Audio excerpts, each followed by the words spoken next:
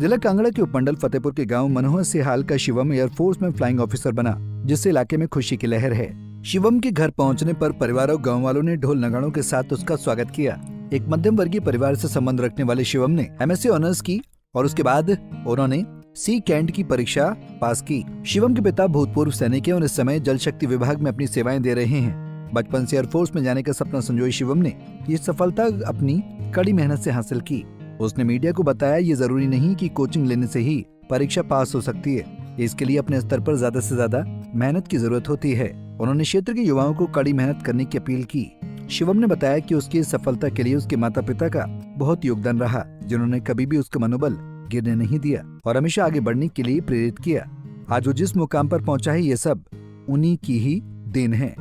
आज मैं flying officer बन चुका हूँ, तो उसका कार्यक्रम आज हमारे घर पे था। मैं इंडियन एयरफोर्स के एडम ATC ब्रांच में आज कमीशन हुआ और मेरा कमीशनिंग डेट 14 जून 2025 का, जो कि स्प्रिंग टर्म 2025 का था।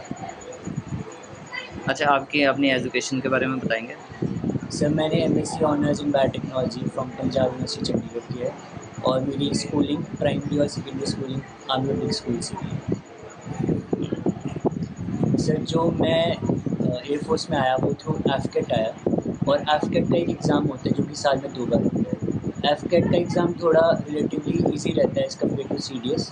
तो आप सबसे पहले AFCAT की तैयारी कीजिए। उसमें 4 पार्ट्स होते हैं, एक इंग्लिश आता है, जनरल नॉलेज आता है, रीजनिंग आता है और मैथ्स आता है, जो कि 10th लेवल का होता है। आप इसके लिए यूट्यूब चैनल या कोई बुक पढ़ सकते हैं, जिससे आप आराम से इस पेपर को क्लियर कर सकते हैं।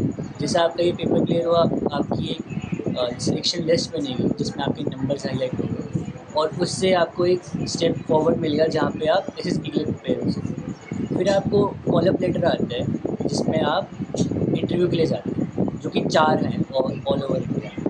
नॉर्थ में देहरादून, वेस्ट में है गांधीनगर, साउथ में मैसूर और ईस्ट में यहाँ गुवाहाटी। इसमें आप जाते हैं, फिर वहाँ पे एक 5 डे का प्रोसेस होता है जिसमें आपकी साइकोलॉजी, आपका ग्राउंड, आप कैसे परफॉर्म करते हैं एज अ टीम और आपका इंटरव्यू होता है। ये 5 दिन में चलता है और जब आप इन तीनों ये 5 डे का प्रोसेस रहता है और जब आप इन तीनों टेस्ट में क्लियर हो जाते हैं तो आप लास्ट डे पे आप सिलेक्टेड हो जाते हैं, उसको हम रिकमेंडेड बोलते हैं। अब जब आप रिकमेंड हो जाते हैं तो आपका मेडिकल होता है, जो कि कुछ दिनों बाद होता है। मेडिकल आपका 1 वीक के तहत चलता है, उसमें आपके सारे टेस्ट होते हैं, आईज, नोज़, ENT, एंथ्रोपोलॉजिक सारे टेस्ट होते हैं। फिर ये हो जाता है, फिर फाइनल में एक लिस्ट आती है जिसमें आपके मार्क्स और इंटरव्यू के स्कोर सारे जुड़ के मेरिट लिस्ट में। फिर जब ये हो जाता है, एक फाइनल ऑर्डर ऑफ मेरिट आता है जिसमें आप एडम या आपकी जो भी ब्रांच है उसके हिसाब से आपको डिवाइड करते हैं और फिर आप उसको ज्वाइन कर सकते हैं। मेरा रिटन एग्ज़ाम भी 2nd अटेम्प्ट में हुआ था और मेरा SSB ये 3rd अटेम्प्ट था, जिसमें मेरा एक OTA पर SSB भी इंक्लूड है। और इसकी तैयारी अगर मैं कहूँ तो आपकी ये तैयारी आपकी ओवरऑल पर्सनैलिटी पे डिपेंड करती है। अगर आपकी पर्सनैलिटी एक बुक रीडिंग, न्यूज़पेपर पढ़ना, सबसे आराम से बात करना, इससे जुड़ी है तो आप इस चीज़ को आराम से क्लियर कर सकते हो। अगर आपको कुछ एक्सटर्नल चीज़ करने की ज़रूरत है, बस आपको प्रोसेस समझना चाहिए और प्रोसेस में क्या क्या रिक्वायरमेंट है, अगर आपको वो समझ आ गई तो आप आराम से क्लियर कर सकते हैं। आजकल ये बहुत मिथ है कि आपको एक्सपेंसिव कोचिंग लेने की ज़रूरत है। हालाँकि मैंने भी कोचिंग लिया, बट मैं उस कोचिंग के बाद आपको ये कह सकता हूँ कि कोचिंग की ज़रूरत नहीं पड़ती। बस अगर आपको एक प्रोसेस समझ लीजिए, आपने प्रोसेस समझ लिया तो आप उसको क्लियर कर सकते हैं। मेरे पेरेंट्स का सारा योगदान है। मेरे पापा एक सर्विसमैन है जो आर्मी में थे, बंगाल सर्विस में। तो मैं बचपन से उनके साथ ही रहा हूँ, अभी स्कूल में पढ़ा हूँ, तो सारा इंस्पिरेशन मेरे पापा थे। मेरी मम्मी भी आर्मी में थी, वो एक इंस्ट्रक्टर थे कंडीशन की, उनको कमेंडेशन मिला था। तो मैंने अपने पापा मम्मी इनको ही देख के पढ़ा हूँ और जो मेरी स्कूलिंग थी वो भी आर्मी स्कूल से थी, तो मैंने बचपन से यही माहौल देखा, तो हमेशा मैं इसमें ही जाना चाहता था।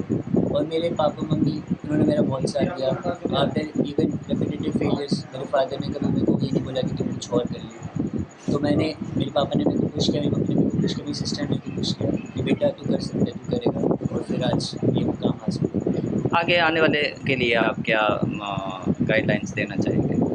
बाकी युवा को मैं यही बोलना चाहूँगा कि जो फेलियर्स आते हैं, फेलियर्स को एज अ फेलियर मत लीजिए। फेलियर्स एक स्टेपिंग स्टोन होते हैं, फेलियर्स में एक लेसन छुपाते हैं। आपको बस शांत होकर उस लेसन को समझना है और आपने अगर वो लेसन समझ लिया और आपने उस पर काम कर लिया तो आप सक्सेसफुल होते हैं। तो और इसके अलावा मैं ये बोलना चाहूँगी कि मल्टीपल सोर्सेज पे मत जाओ, stick to only one source and stick to it completely, just follow it by closing your eyes and just follow it. Bureau report, Punjab Kesari TV. हमसे जुड़े रहने के लिए हमारे YouTube चैनल को सब्सक्राइब करें और नई वीडियो की नोटिफिकेशन के लिए बेल आइकॉन को दबाएं। अगर आप ये वीडियो Facebook पर देख रहे हैं तो लाइक जरूर करें और ज्यादा से ज्यादा शेयर करें। इसी तरह के और भी अपडेट्स के लिए फॉलो करें हमारा Instagram पेज himachal.kesri।